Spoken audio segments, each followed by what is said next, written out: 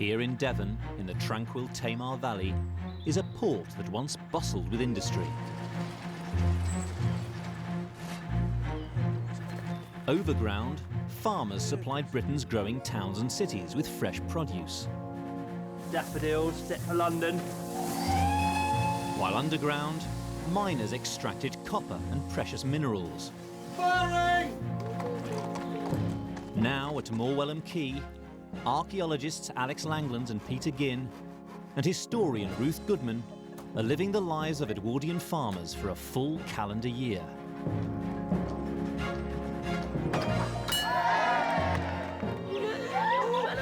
Look at that one there. This is so sweet. They're not just farming, but getting to grips with the rural industries that once brought wealth to Devon. Oh wow, we got something. Previously, they resurrected the market garden with hundreds of strawberry plants. In he goes. Oh, it's quite exciting, really. It is exciting. Taken on a fresh recruit from the wilds of nearby Dartmoor. Oh, isn't he cute? And welcomed a new addition to their herd of cows. This is the most pleasing part of having a herd, and I'm enormously proud that we've come so far.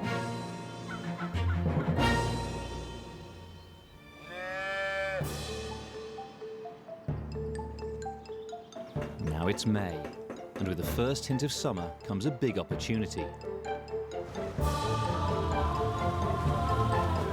A very special boat comes to the farm to take produce out and bring tourists in. Come aboard, Morwellham Quay, cream teas, cheers! The team get to grips with new challenges. I'm at one with cow now. This is the traditional clotted cream. To capitalise on this summertime bonanza for the Edwardian farm.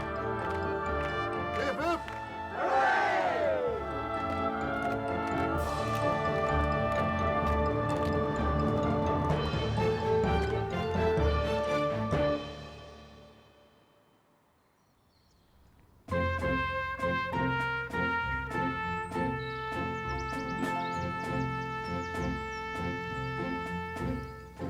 The team are farming red ruby cows, a native Devon breed. Now that a calf has arrived, they want to start milking. But it's not going to be easy, because this herd has never been milked before. Alex has asked for help from local dairy farmer Mary Quick. What do we think about that, Mary? Yeah, there you are. There you are, look. Oh, there you are. Oh, that's okay. That's okay. It comes off. The first step is getting the cow to trust them.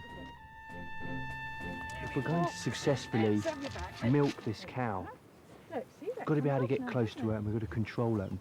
Oh, there you are. How about that?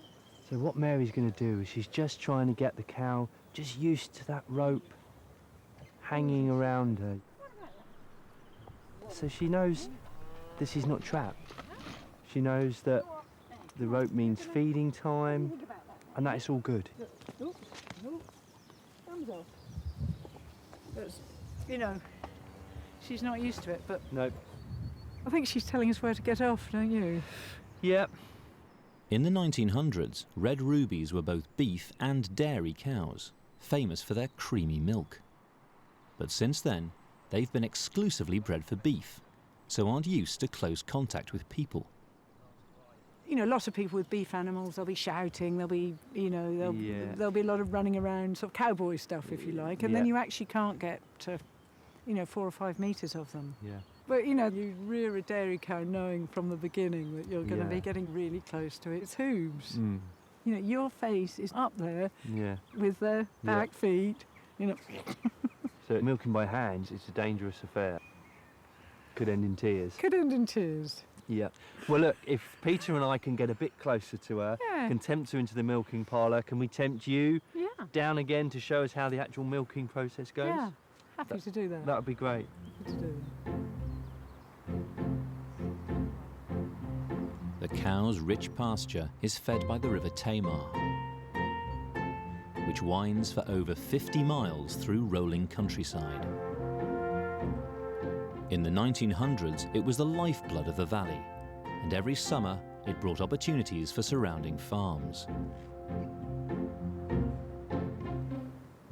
Oh, this is it. I've been sort of waiting for this, half dreading it, half hoping for it. The paddle steamer Monarch will arrive on Wednesday, 24th of May. Please have cream teas ready. That means oodles and oodles and oodles of tourists heading our way. Loads of work. And then again, might be quite a bit of profit too.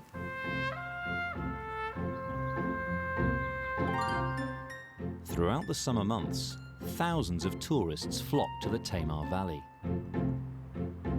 Most came by paddle steamer. These coal-fired boats could take up to 500 passengers, day trippers from nearby places like Plymouth. They danced, played sports and partied on Morwellam's quayside. Along coasts and rivers all over Edwardian Britain, paddle steamers are crucial to the tourist trade. But where once there were hundreds, now only 3 still work. One of them will arrive at Morwellam in a few days' time.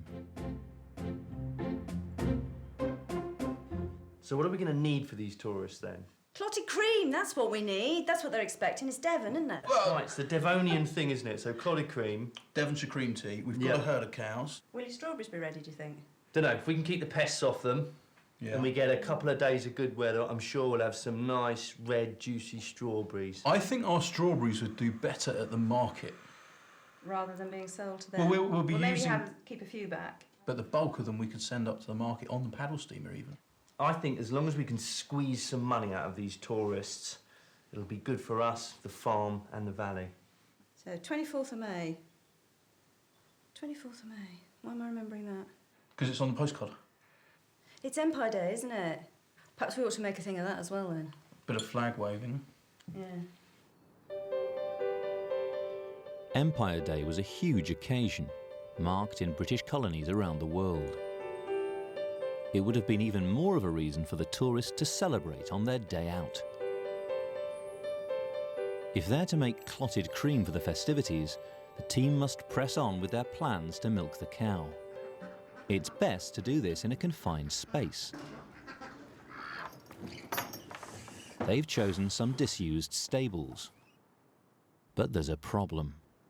I knew there was a reason why we shouldn't have kept poultry in here. I mean, being a stable, it's ideal for milking because it's got the stalls. They're there. You can get her in, up against that side. But, of course, as you say, it's absolutely filthy because of all this poultry. The Board of Agriculture and Fisheries leaflets, official advice from the Edwardian period, have a lot to say about conditions in the milking parlour. It says here, cleanliness in the handling of milk and its products is of the utmost importance. Chief sources of contamination of milk are dirt and dust on the cow, the milker, the air, the water supply, the hay, and the dairy utensils. So pretty much everywhere. Cleaning, I wouldn't be able to get away with these fingernails. Since time immemorial, they knew that filth in and around dairying meant that the milk wouldn't last. And of course, in the Edwardian period, when milk's travelling distances of up to 130, 150 miles to get to the city centre, you want that milk to last even longer, so by the time that it gets to the table where it's finally being consumed, it hasn't gone off. So there's even more reasons then in the Edwardian period to keep the dairy absolutely spotless.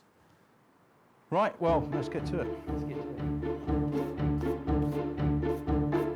Sure, my father would be saying to me right now, start at the top, Alex, work down, start at the top, yes, Dad. Ruth's called on Devon's chef, Richard Hunt, to help her get ready for the tourists. In his job at the Grand Hotel Torquay, Richard serves 1,000 cream teas a week. But traditional Devon cream teas weren't served with scones.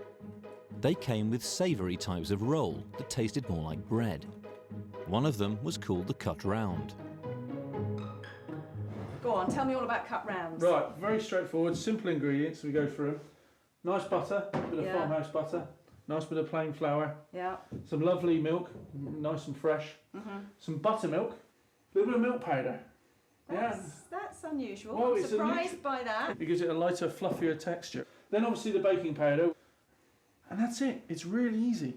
I mean, these are very similar to scone ingredients, aren't they? They are. But basically the whole idea is it's slightly savoury. Cut rounds were designed to get a bread-like taste quickly.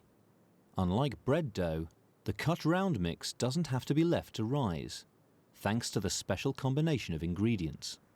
I'm going to add buttermilk in there. Buttermilk, yeah, well, yeah. That's got a nice flavour, buttermilk. And what it does, it helps just give it an extra bit of rise as well. The acid helps and reacts activates with the baking powder. And you can see how quick it is. It doesn't take very long at all. Just to take very long, does it? bring it in, yeah. turn it up onto the noticed, table. no, you haven't sorted out any roller pins, no cutters. Yeah, exactly. So what we're going to do now is just roll it into a shape. Big fat sausage. Absolutely. No messing about here. Nice and simple, nice and easy. And we just cut a nice chunk, and press it down. That is quick. And again, they taste fantastic. They're lovely and rustic. You can cut them any size you want, which is really great. You can make that in half an hour, no problem at all. Right, I'll go and get a tray. Okay, cool.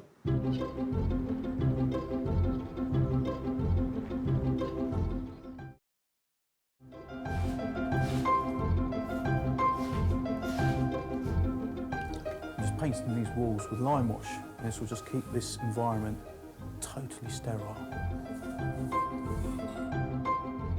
Oh, these look good.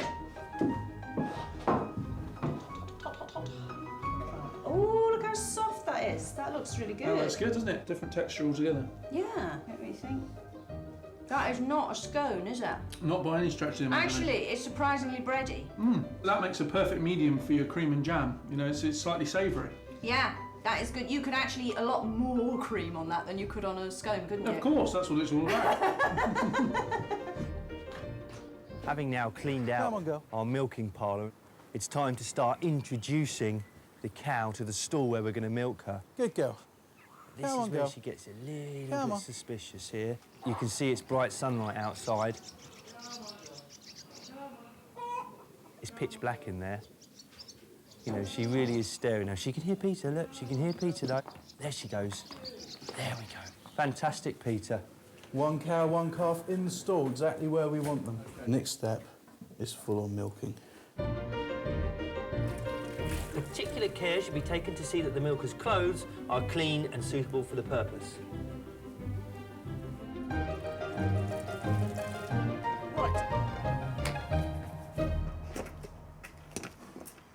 Right, hands clean. Yep. Shirts clean. Yeah, and the stalls are clean as well. Yeah. So just the headgear on. Right. We'll get up and milk this cow. Ideal. Let's go.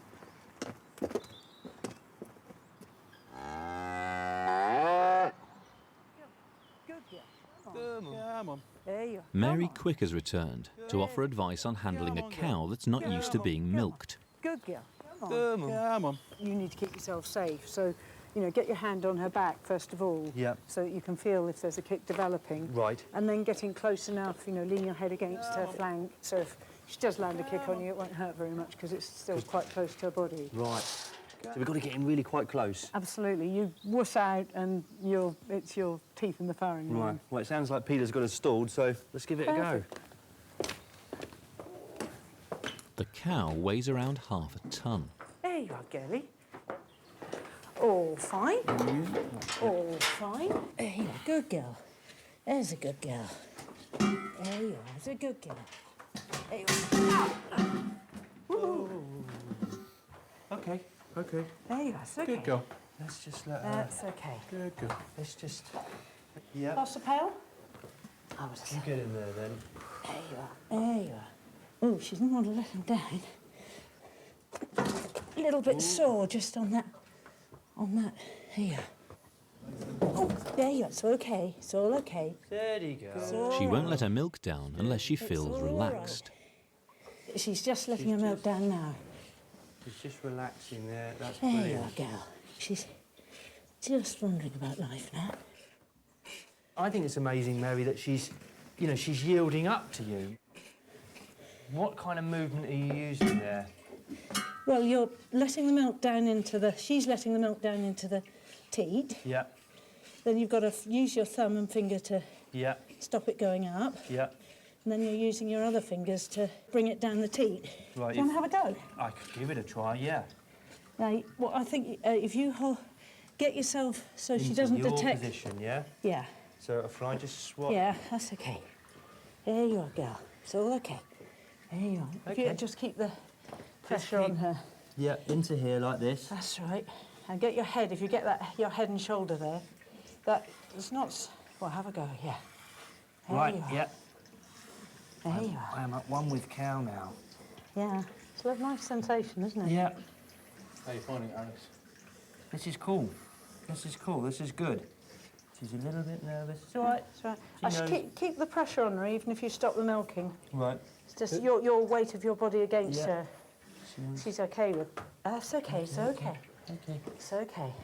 I mean, she's been quite patient, I have to say. Yeah. There you are. There you Maybe let's give her 5 minutes. Yes, you're a good girl, aren't you? Aren't you good? Aren't you very good? That's the sound of fresh milk. Shall we have a look at it? That's musical. Now, that's why we put the calico on, is that? That's right. And But then underneath there... just a largely hair-free Yeah. milk. How do you think this has gone for a first time? Well, she's been a good girl. Yeah. She's kicked 2 or 3 times. Yeah. But, you know, good girl. She let her milk down. Yeah. She's, you know, she's good-natured, but this hasn't ever been her game before. So you could make this happen. Yeah. You know, whether her breeding will give a lot of milk. I suppose Pure since breed. they were used as milkers, they've been bred more towards the beef and away from dairy. Absolutely. Right. You know, generations Yeah. of breeding. I think we can let that calf have the rest of the milk for her tea, don't you? Yeah. Yeah. I think it's time to get the muzzle off. Yeah. Yeah. Come on. Come on. Come on, back to the paddock.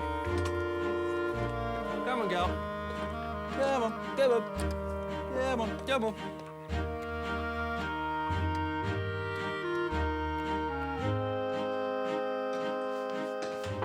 Right, Ruth? Hello! You're back.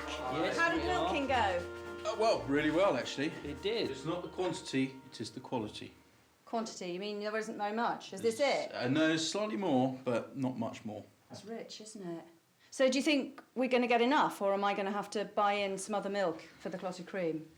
I think if you're wanting to entertain large numbers of people, we're going to have to Yeah. get in some extra milk. What about the strawberries? How are we doing on those? Well, I should head off, actually, and go and check to see if we've managed to keep those slugs off of the plants. Right. OK.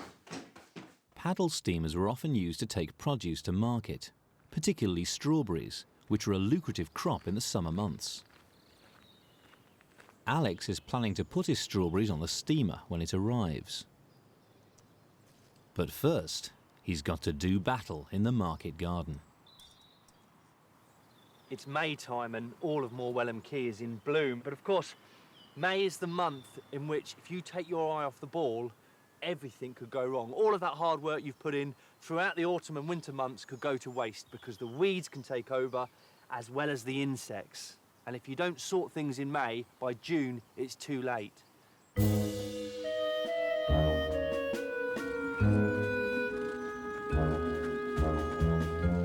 Alex has a plan to get rid of the slugs and snails. Oh. Yeah, now.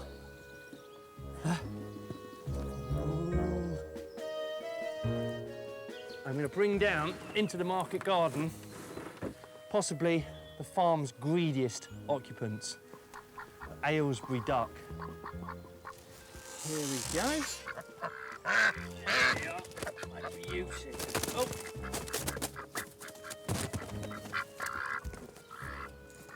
Come here, you. This is the drake, known as Sir Francis in these parts of the world. He's a greedy little fellow, though, and there's his duck. And anyone who's kept Aylesbury ducks will know that they have an insatiable appetite for slugs and snails. And I'm going to put that appetite to work here on the lowest terrace of the walled garden. And they'll be able to feed their fat, hungry bellies on all the various slugs and snails that have occupied all of these walls and currently lie underneath stones and are, as I speak, probably working their way towards our budding strawberry crop.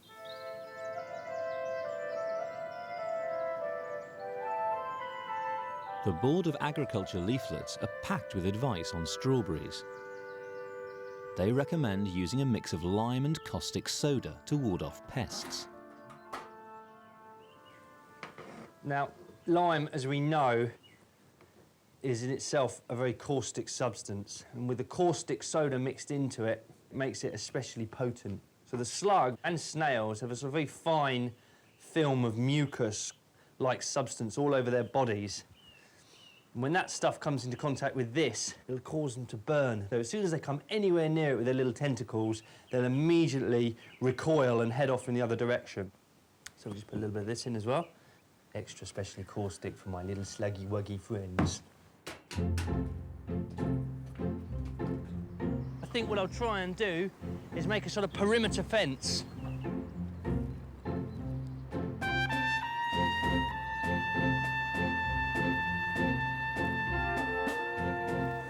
There we are. Ain't no slugs on my patch.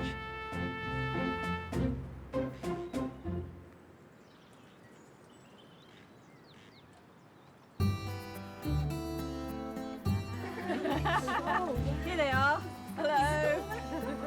Ruth's drafted in some experts to help her make the clotted cream for the tourists. You made it. Fantastic. What a load of stuff as well. Goodness me. Across Edwardian Britain, travelling dairy schools operated in several counties. Lynn Thompson, from the Open University, has studied them. Most decorously done. Hello. Hi. I'm Ruth. How lovely to meet you. This is our schoolroom, so Yes. do you want to come and have a look and see if it'll do the job? Yeah. Dairying was traditionally women's work, so most of the pupils were female. No, it will be okay. So what exactly was a travelling dairy school? It was part of something called agricultural extension. And it was the means whereby women, children in villages, with some knowledge of dairying, were able to avail themselves of the most up-to-date techniques, which would include butter making, cheese making, and clotted cream as well. Dairy schools were a largely government-funded attempt to tackle a serious problem. Many Edwardian dairy farmers were using outdated techniques, leading to patchy, inconsistent produce. They couldn't compete with cheaper, factory-made imports. Dairy schools were set up to raise British standards. We're learning new actual dairying techniques, or is it more about refining the things that an ordinary person might already know? It's really applying a little bit more science, basically. So there's a Right. bit of both. There's applying new techniques, but it's also to do with packaging and making things more attractive, what the market will bear, what the market will buy. The first county council-run dairy schools were set up in the 1890s. By the end of the Edwardian period, they'd reached thousands of women in rural communities. Of course, the very best advertisement is word of mouth, and villages would talk to other villages adjacently about what had happened, and they'd had a dairy school. The word travelled, and they became, in many respects, quite popular.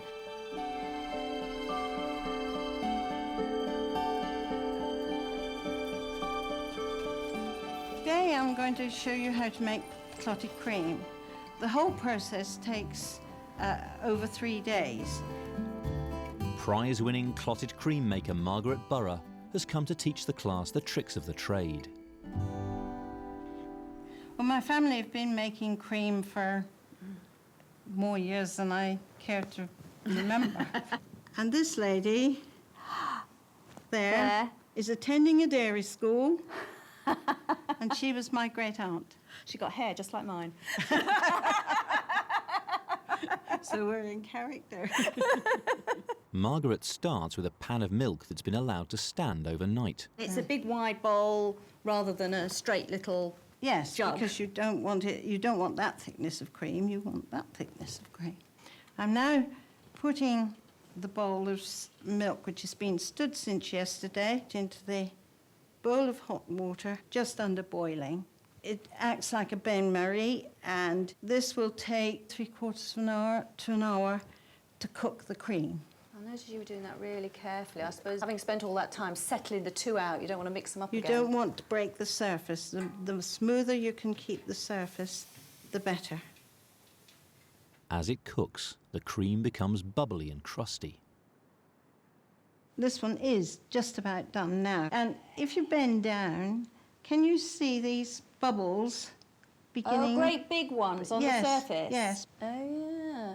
And the side, around the side of the bowl, Oh, it's yeah. almost beginning to lift. To sort of try and pull away, yeah. Yes. Yes, I can see that, actually. That is indicating that it really is just about Just done. about there. Just about done. And I shall now take it off and put it back on a cool slab and leave it until tomorrow. Right. It's quite a simple process then, Right. isn't it? Yes. I tell you what, it looks really golden and delicious.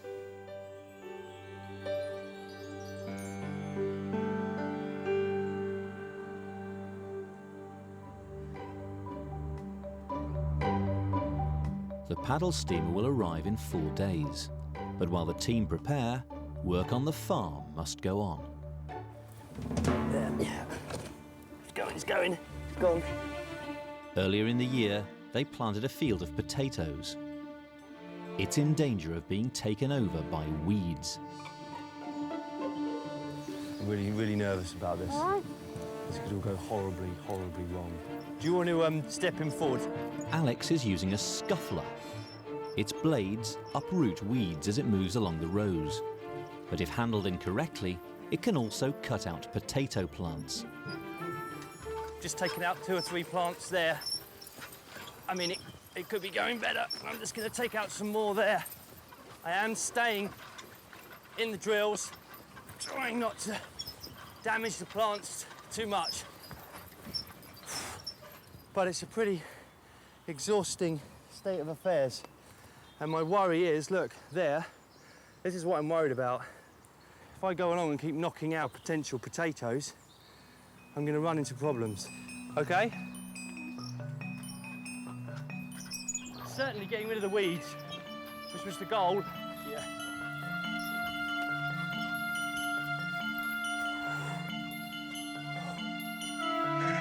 The sheep also need help fighting pests. May is always a very difficult month for the shepherd because he's got sheep out there that he really wants to shear because it's so hot, and of course the insects are all hatching out and coming to life. But at the same time, at night the temperature can drop to below freezing, and if you've sheared your sheep you can put them in all kinds of trouble if you get some really cold weather. So it's a difficult month, a difficult window really. Okay, Peter, are you ready? Alex has mixed up a drench containing tobacco leaves and sulphur. Our first customer. Apply this to the sheep's flank and to her back. And the nicotine in the tobacco is actually very poisonous to all of the mites and parasites that are living in there. And the sulphur as well then acts as a repellent. In 1905, the government issued the sheep scab order. And it has lots of details about drenching sheep and the kind of mixtures you should use to prevent the most injurious of all the parasites, which creates a scab on the skin of the sheep. And of course that scab is not only bad for the sheep, but it's also bad for the fleece because they scratch away at it and they actually cause baldness. So when you come to shearing, all you're left with is little straggly bits instead of a nice whole, complete fleece.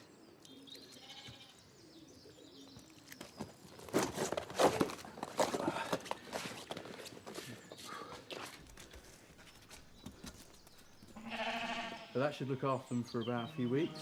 That should do, and hopefully they'll be ready to shear by then. Yeah. I seem to have more drench on me than those sheep have on them. Well, keep the parasites down. Exactly.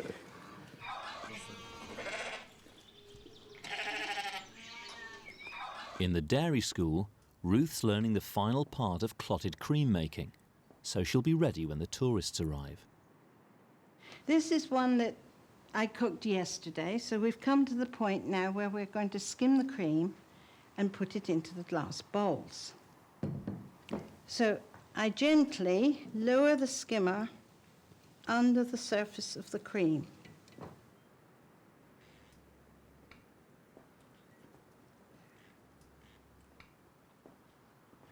and you hold it for a second if there's any surplus milk to drain off, and then place it into the bowl.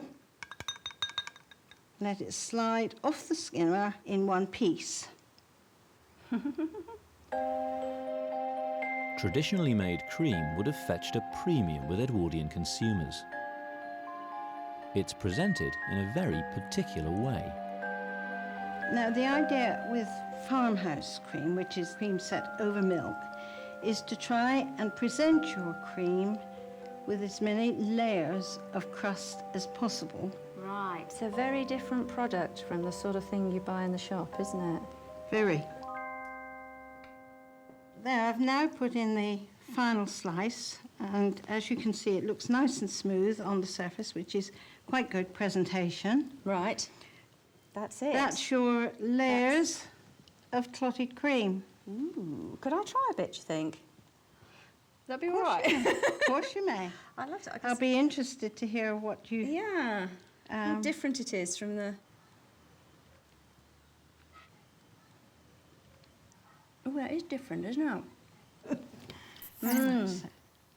I'm hoping we're going to have a lot of tourists descending on us. So I'm thinking about, what sort of thing they will like, whether I can serve it to them and sell it to them. Oh, yes. You possibly make a little money serving cream teas or using it in some... I think my cream will be a heck of a lot better for having spent the day with you. Thank you.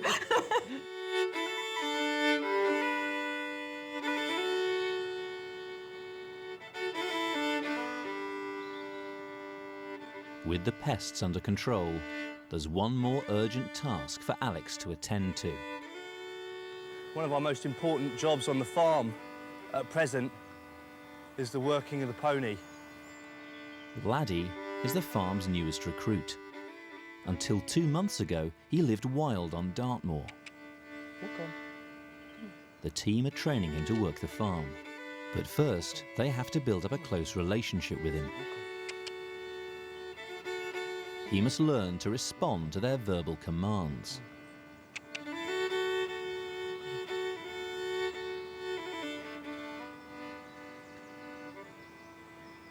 Good boy, walk on. Good boy.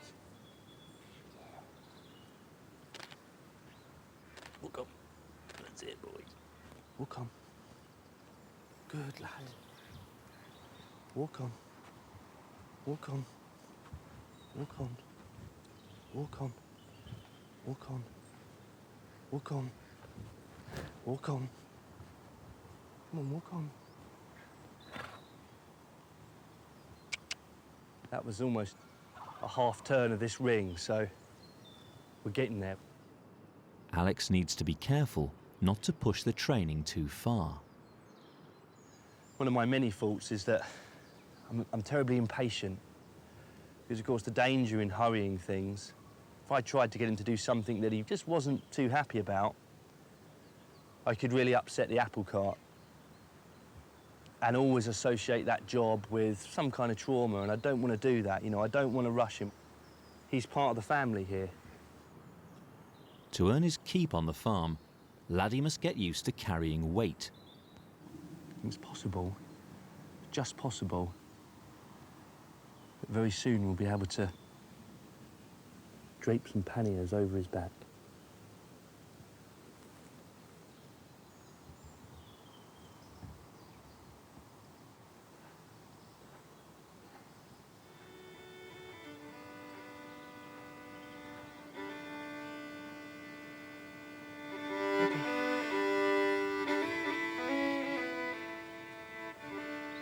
So there we go. So far, so good. I'm pleased. What about you, fella? You pleased? You looking forward to doing some work? Be fun, wouldn't it? We'll go on some adventures, can't we?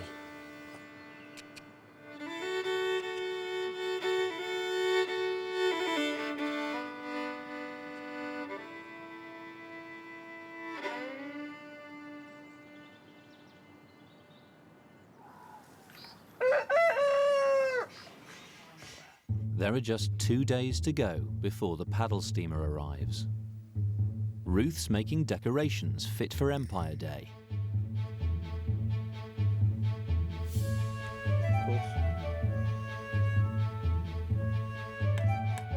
Alex is taking no chances with the strawberries.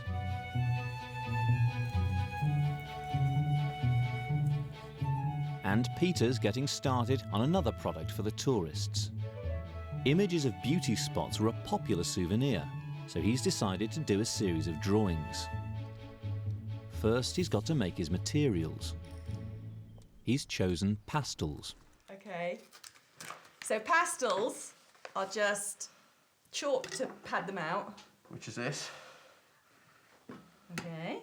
And then pigment, which is the clever bit. Purple, blue. In the 19th century, advances in chemistry created a rich new palette of pigments for paint. I mean, look at that.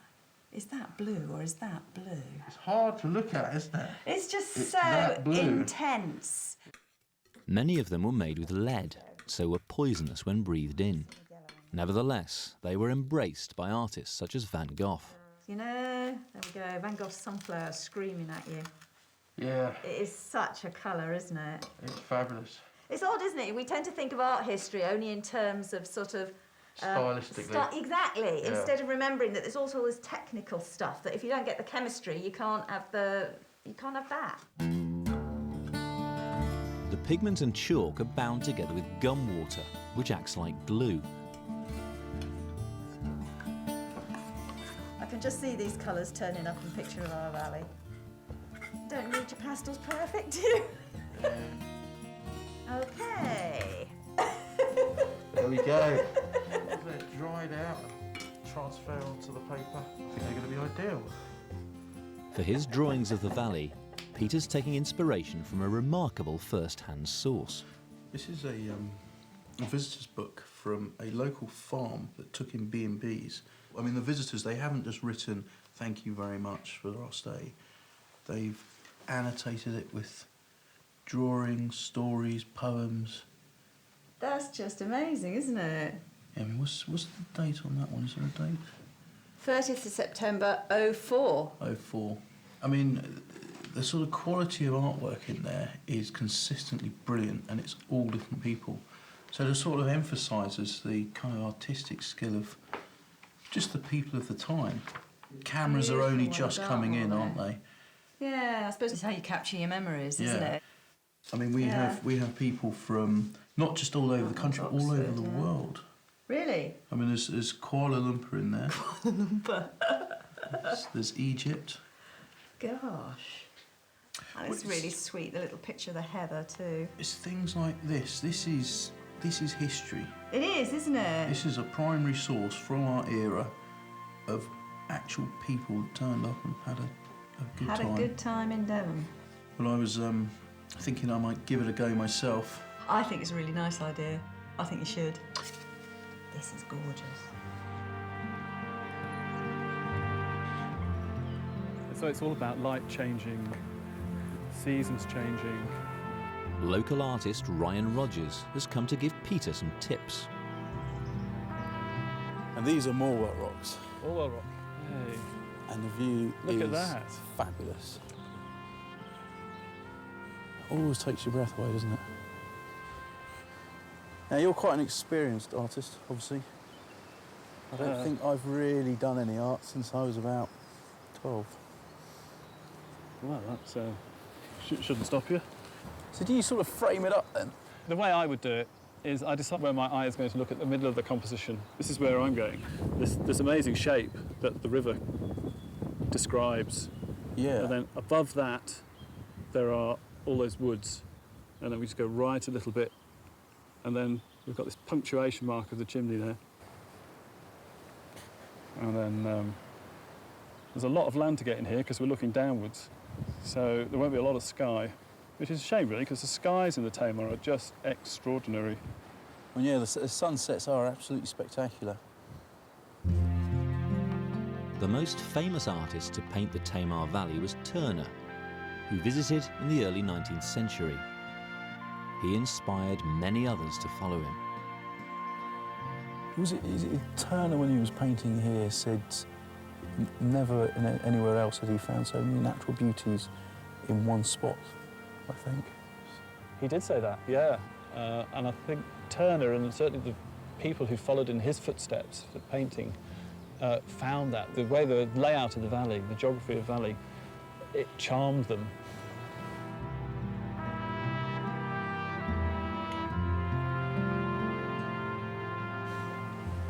How are you getting with those pastels, Peter? They're quite good, yeah. So do you think you're going to make another batch? Oh, definitely, yeah. Bigger palette? Bigger palette, indeed. I think I'll make some more colours.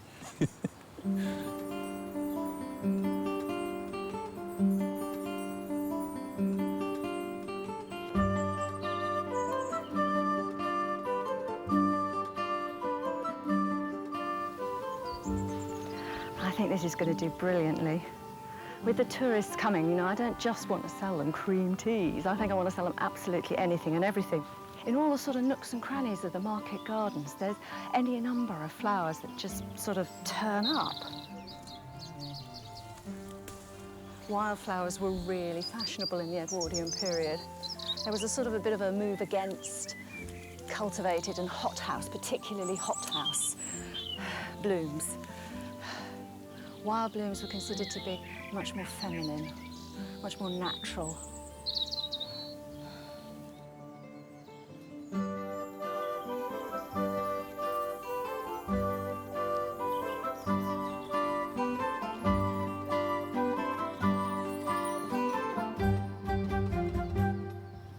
One of the things to be remembered, of course, when you're doing this is that many Edwardians were really quite interested in the idea of a language of flowers.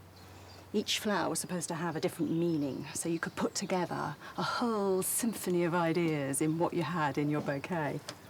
The daffodil symbolises regret, whereas the bluebells were widely thought to be constancy. Roses, unsurprisingly, either mean love or beauty, whereas the granny's bonnets, or columbine, which are one of my favourite flowers, they're supposed to symbolise desertion. My love has deserted me. At a time, you know, when it was really quite hard to court openly, to declare one's feelings for somebody else, this was quite a nice, discreet way of doing it. Not everybody knew the code. You could misunderstand it deliberately if you wanted to. It sort of gave people options. The countdown to the paddle steamer's arrival has begun.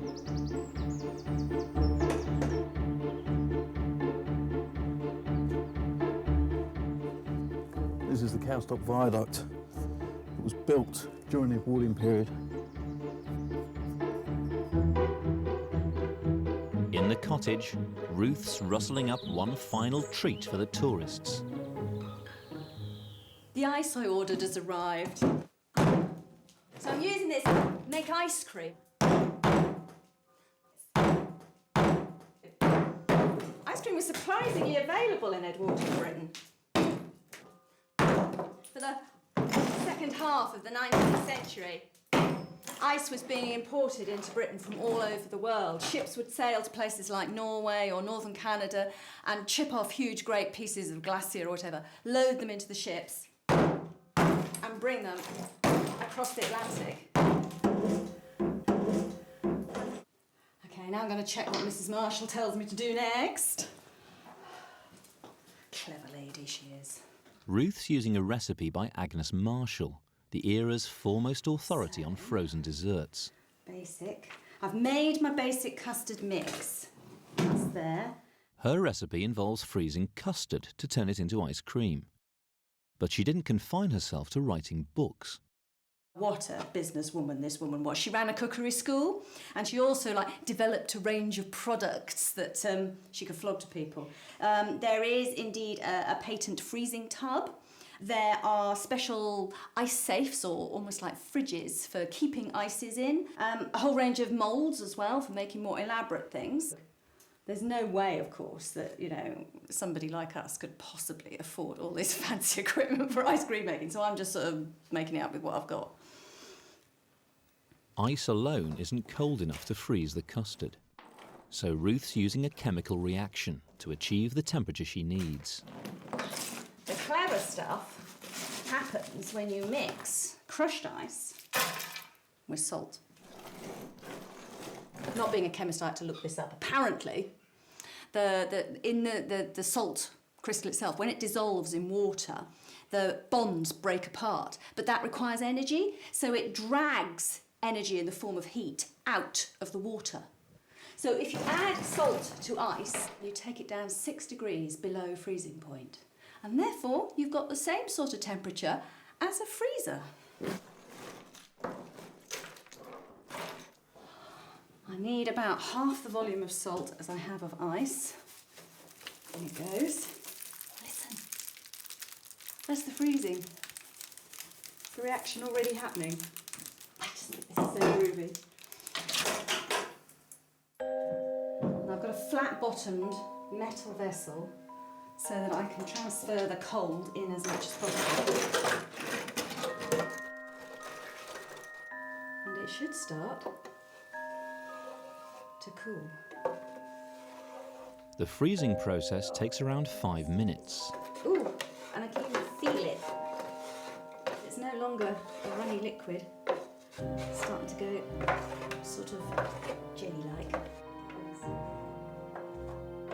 It's just like magic, isn't it? Ah, wonderful. Ice cream.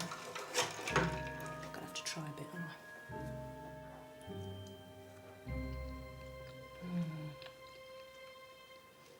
Oh, that's nice.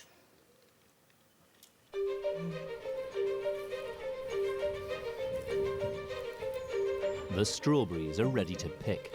This is the day we have been waiting for. There's certainly enough for a good 20 pounds of strawberries here, so we're going to go for it. We've managed to keep the worst of the snails and the slugs off of the crop. We've also managed to keep the birds off of the crop.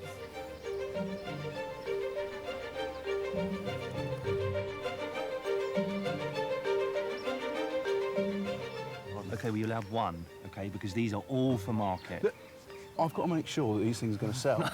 OK. These could be bitter. So choose wisely. Go on, you have that one. You have that one. I'll have a smaller one. There we are. Here it is. That is delicious. Oh. I do wish I hadn't done that. I really wish I hadn't done that. Because it's going to be an effort not to do that again. Oh. That really sort of gets right into the cheeks, doesn't it? Sweetness. And you can imagine that sweetness after a barren winter of sort of pickled, dried and salted foods, all of a sudden to be chucking into something as delicious and sweet as that. Oh, it's got me salivating. Right.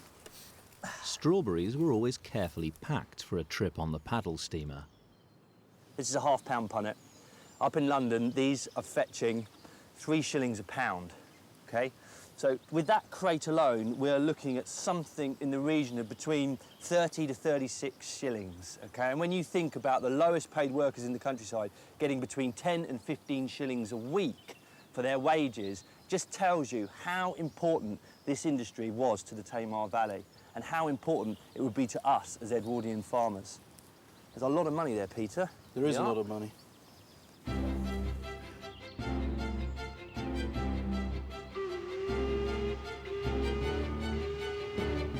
Oh, there's a good one here. God. Let's get these strawberries on that paddle steamer. Monarch is one of only 3 working paddle steamers in Britain.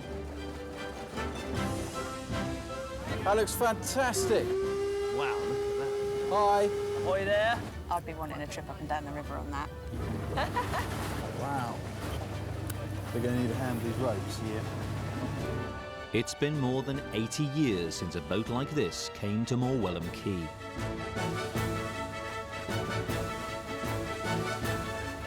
Monarch's first job will be taking the strawberries to market.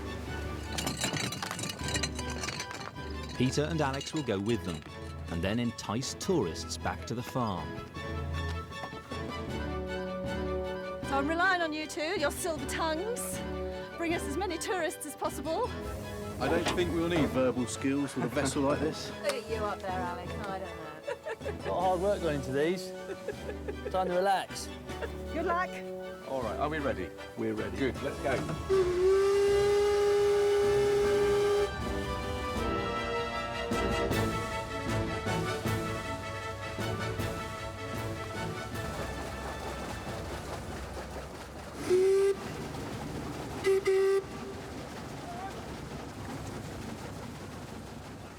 Monarch's engine is around 100 years old.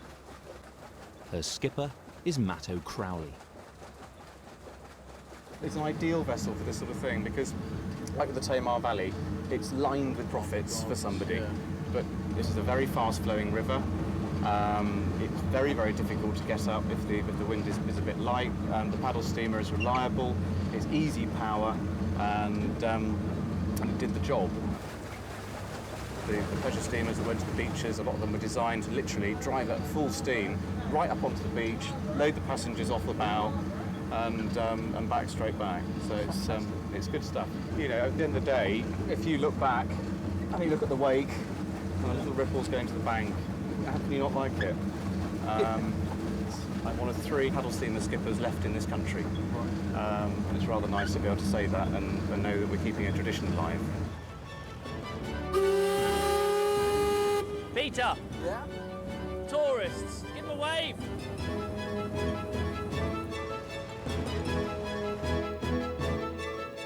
Come aboard. Please come this way. Orwellum Quay, cream teas. First of the season. Hopefully the first of many. Sorry about the mud. Right, all aboard. Fantastic.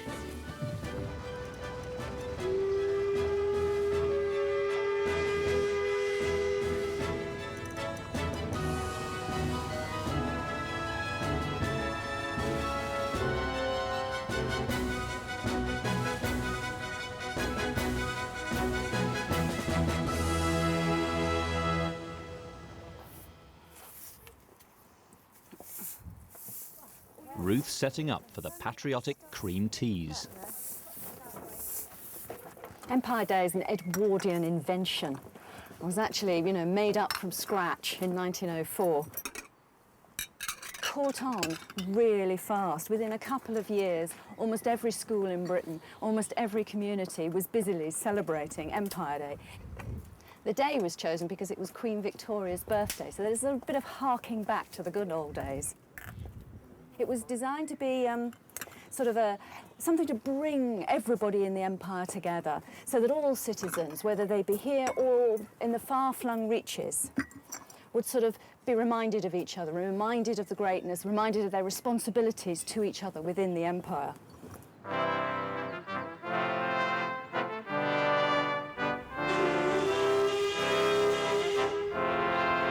Paddle steamer trips could often be rowdy affairs.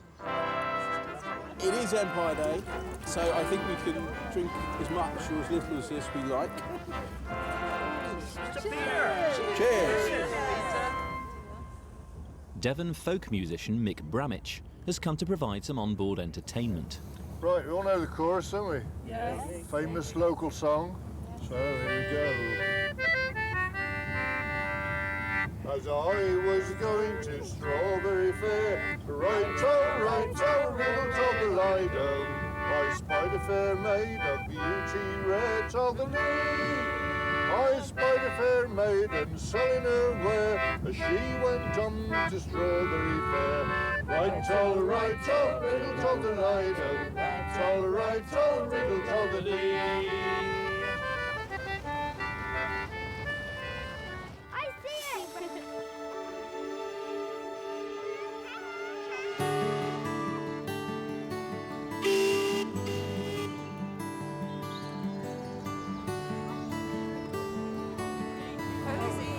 Cream teas, just around the corner. Fresh strawberries. The finest clotted creams. Freshly picked. Follow Ruth for a cream tea. We are Do you want a cream tea? Come on then, quickly. Quickly, cream tea, Torrent. The Edwardian period was the heyday of paddle steamer trips on the Tamar. Up to 500 tourists at a time came to places like Morwellum, and villagers cashed in on their insatiable appetite for cream teas. Enjoy.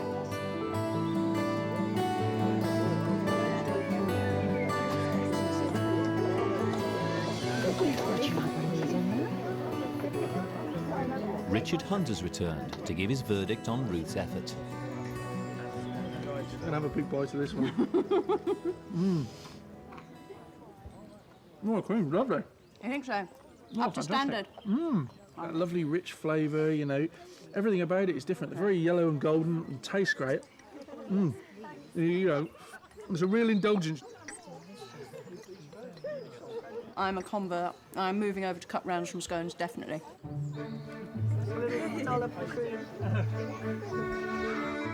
No, that reminds me of childhood holidays down here in the West Country.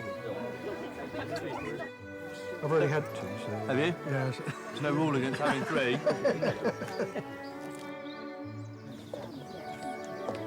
Would anyone like an ice cream?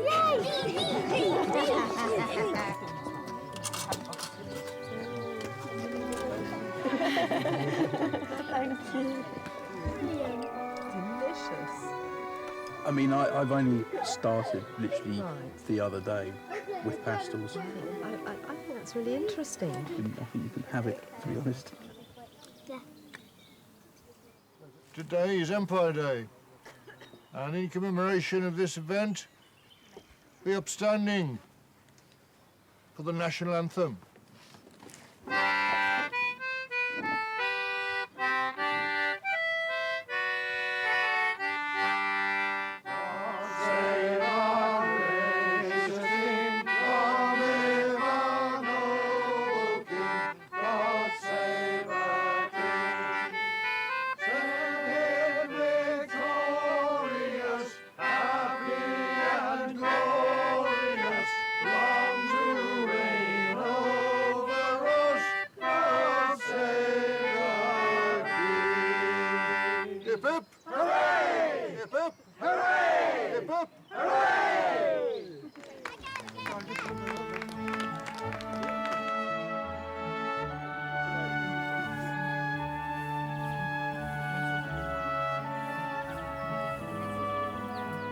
Oh, that one's still warm, Ruth. There we are.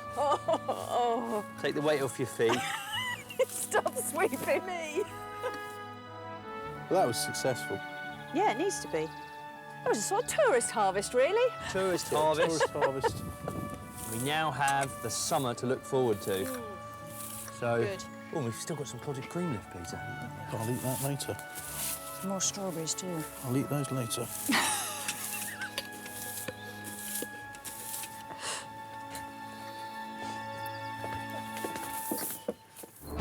Next time on Edwardian Farm, it's June. Time for sheep to go up to Dartmoor. Here! Come! A lesson in how to profit from Devon's once booming wool industry. I'm just finding this really nerve-wracking, actually. And old friends drop in. There they are. My goodness, you know how to arrive in style.